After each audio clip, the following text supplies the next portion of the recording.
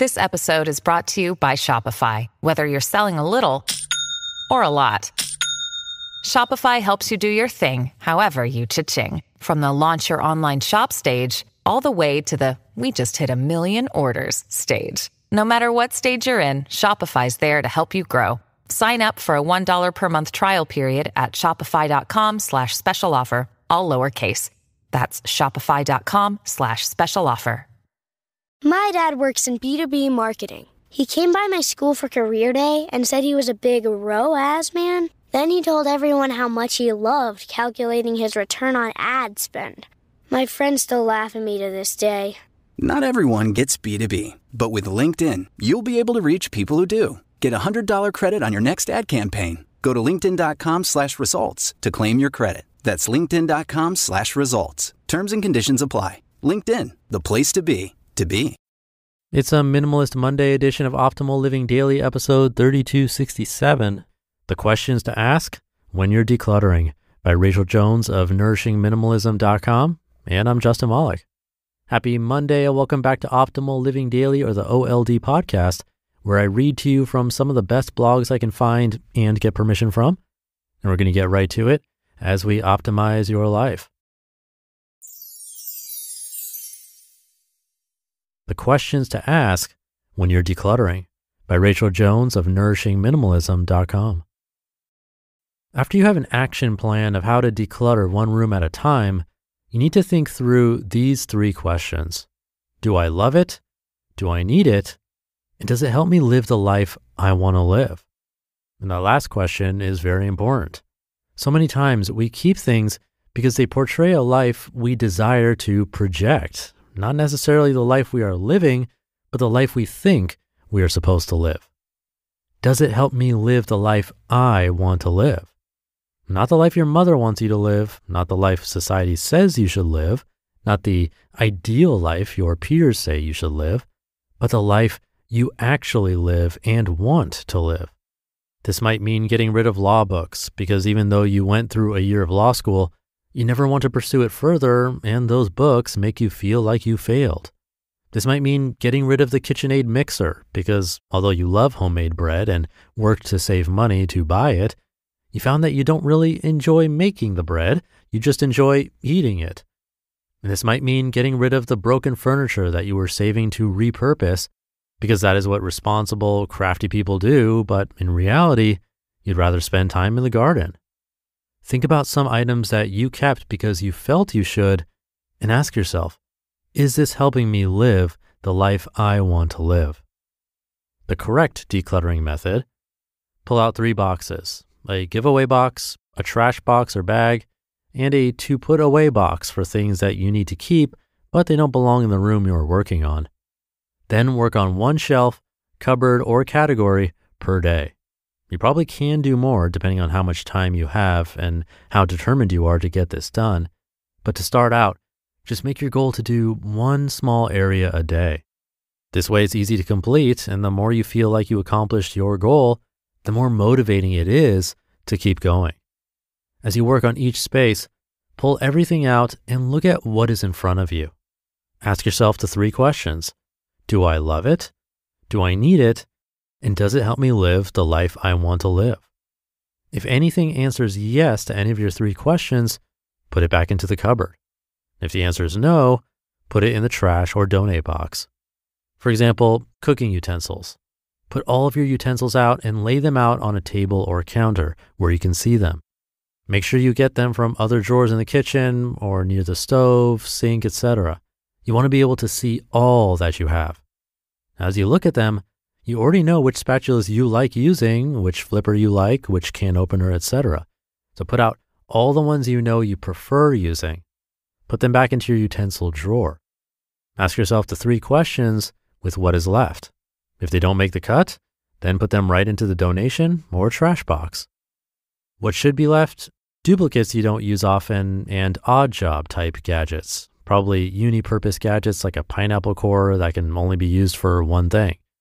Side note, I purposely have multi-purpose equipment in my kitchen, but if you live in Hawaii and get fresh pineapple once a week or more and use that pineapple core, then by all means, put that in your keep and use pile.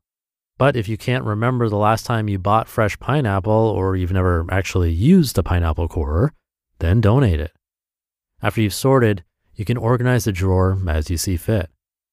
For us, I have a small basket in our drawer that keeps the garlic press, can opener, ice cream scoop, and veggie peeler together, and the large spoons, soup ladle, and flipper goes on the side of the basket. Then I have a very shallow drawer that holds my spatulas and wooden spoons.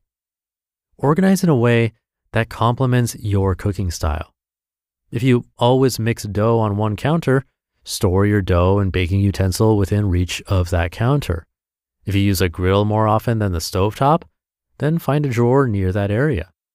You don't have to go out and buy organizational things. Simply look around the house for a divider or shoe boxes that'll fit your needs. If you don't have any, wait till you're done decluttering the entire room and then reward yourself with organizational tools that fit the needs of your newly minimal kitchen. Determine ahead of time how many just-in-case items you will keep. We've talked about the just-in-case items here and how you should think through deciding if it's worth keeping or not.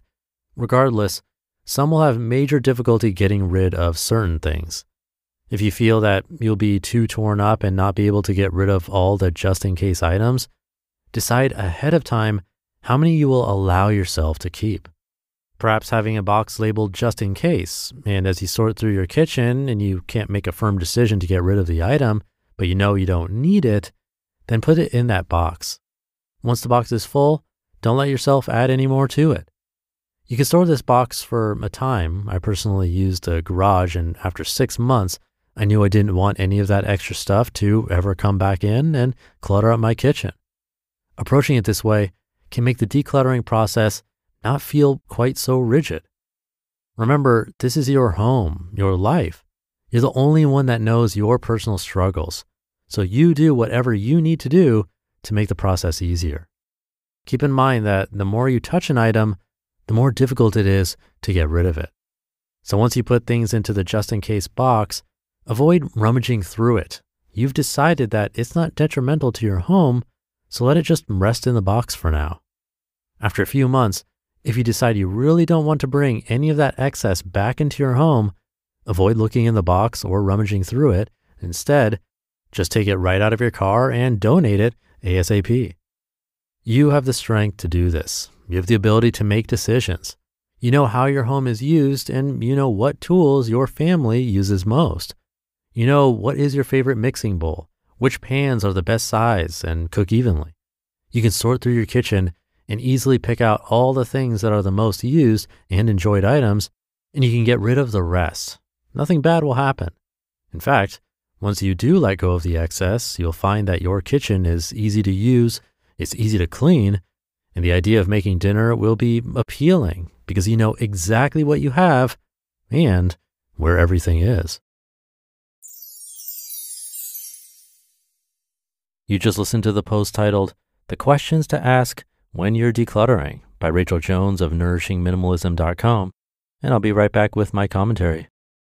This episode is brought to you by Shopify. Whether you're selling a little or a lot, Shopify helps you do your thing, however you cha-ching. From the launch your online shop stage, all the way to the we just hit 1 million orders stage. No matter what stage you're in, Shopify's there to help you grow. Sign up for a $1 per month trial period at shopify.com/special offer, all lowercase.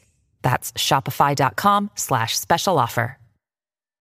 Thank you, Rachel. Some good tips to keep in mind. It's really easy to get sucked into the mindset of, oh, I need organizational things to keep organized, like lots of bins and containers, things like that. But do we really though? If it's more about aesthetic and you'll love your space if you have those organizational items, then go for it. I won't judge. But don't let that stop you from starting. And don't let that trick you into thinking you actually need more when it can be done quite easily with less. And I'm also a fan of the idea of putting something away for a specific period of time, and then if you still haven't used it after that time, you can let it go. It's long, but personally, 1 year makes sense to me because of seasonality. You don't want to donate your best thick coat just because it's hot out for the next 6 months. Oh, one other thing I want to mention. She said to have a giveaway or donate box. a trash box, and a put away box. But don't forget that selling things is another viable option. Some of that stuff is valuable, and money could be the motivation you need to actually let something go. So I would add one more box to that list. With that, thank you for being here minimizing with me. Hope your week is off to a great start, and I'll see you tomorrow where your optimal life awaits.